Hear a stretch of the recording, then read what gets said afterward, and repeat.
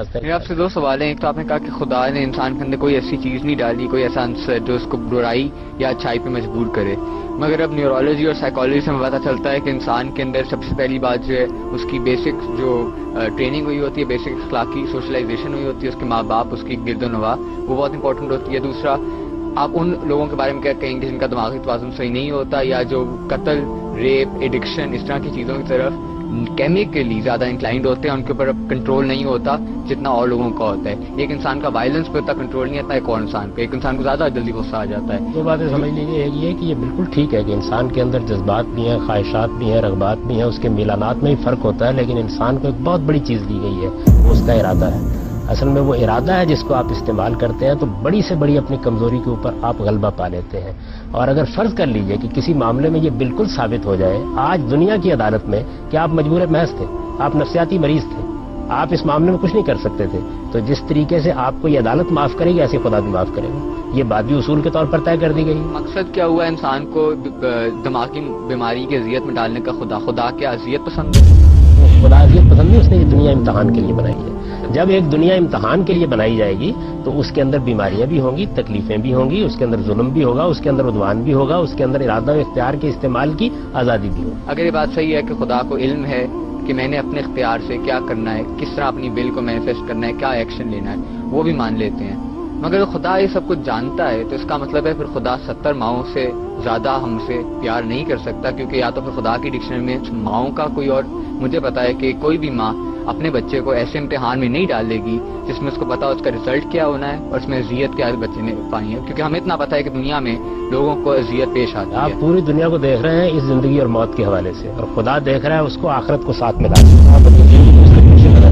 یہ بالکل ایسے ہی ہے. آپ نے 70 ماؤں کی بات کی, آپ کی ماں صرف یہ جانتی ہوتی ہے کہ اگر آج یہ بچہ اسکول نہیں جائے گا تو کل کو ریڑھی لگائے گا, اور وہ آپ کو سخت سردی میں اٹھاتی ہے, آپ کے کان گرم کرتی ہے, اور اس ماں کو کوئی بھی یہ نہیں کہتا کہ یہ شفقت نہیں کر رہی, اس لیے کہ ماں کی نظر اور آپ کی نظر صرف اس وقت کی سردی پر ہوتی ہے. اگر میرے ماں کے یہ اختیار میں ہو کہ وہ مجھے ایسی زندگی دے سکے جس کے اندر مجھے اذیت نہ ہو اور مجھے جو میں حاصل کرنا چاہوں وہ بھی مل جائے, یہ کرے گی. یہ آپ میری اور اپنی توہین کر رہے ہیں.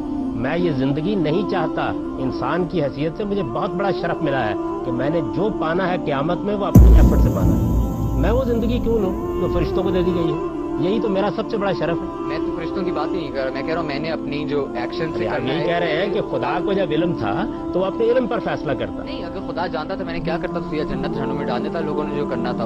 اس موقع پر آپ کھڑے ہو کے یہ کہتے ہیں کہ مجھے تو موقع نہیں ملا کام کرنے کا, آپ نے کیوں اپنے علم کی بنیاد پر فیصلہ کیا؟ پھر کیا خدا نے جیسے بڑے موقع ویسے بڑے حقوق دیے انسانوں کو, کیا پوچھے نہ تمہیں دنیا میں ڈالا تھا نہ میں پوچھ کے باہر. آپ کیجیے گا جب آپ کو موقع ہی نہیں دیا گیا ایک چیز کا تو آپ کے بارے میں ایک منفی فیصلہ کیسے ہو سکتا ہے؟ یہ تو بالکل ٹھیک ہے کہ خدا آپ کو اگر جنت میں بھیج دے گا تو آپ نہیں پوچھیں گے, اگر وہ جہنم میں بھیج دیتا تو آپ کہتے کہ مجھے تو موقع نہیں دیا گیا. تو ابھی بہت ساری باتیں کرتا ہوں, وہ تو نہیں خدا سنتے, تو خیر ایسی کون سی بات ہے خدا نے کوئی عدالت لگائی ہوئی انسان کے. آپ جو بات بھی کرتے ہیں خدا اس کو سنتا ہے, اسی لیے تو آپ یہ بات کر رہے ہیں اور ہم آپ کا جواب دے رہے ہیں, اسی لیے تو جواب دے رہے ہیں. مسلمان کے گھر پیدا ہونا میری قسمت.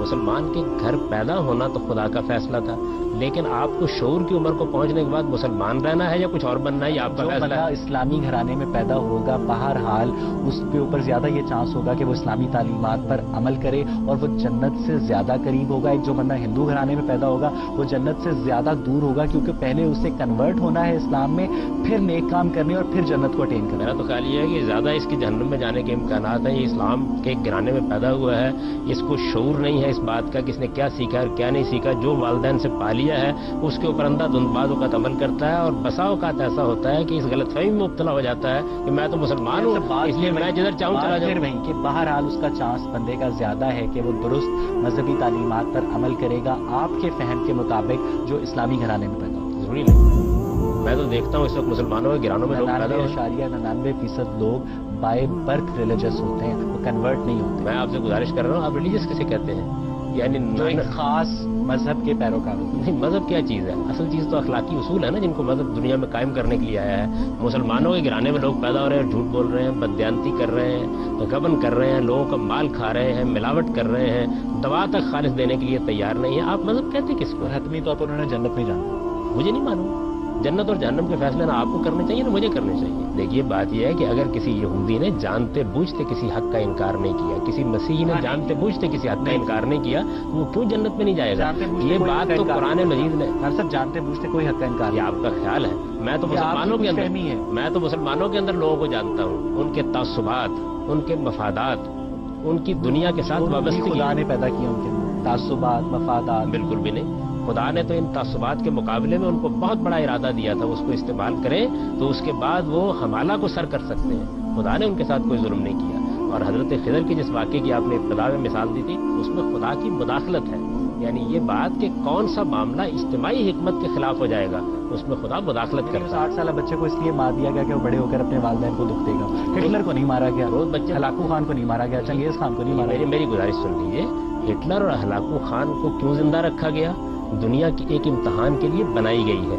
अगर अल्लाह ताला ने, बार बार हम इस बात पे एम्फेसाइज कर रहे हैं और आप इल्मुल कलाम का सहारा लेकर उससे दाएं बाएं हो जाते हैं कि दुनिया एक इम्तहान है, माना तस्लीम। लेकिन ये एक ऐसा इम्तहान है जिसमें हम अपनी मर्जी से आए ही नहीं, हमने फॉर्म नहीं जमा कराया कि हम इस दुनिया में आकर बैठ जाएंगे। और ये एक ऐसा इम्तहान है जिसका रिजल्ट एग्जामिनर को पहले से मालूम है। मेरी गुजारिश सुन ले।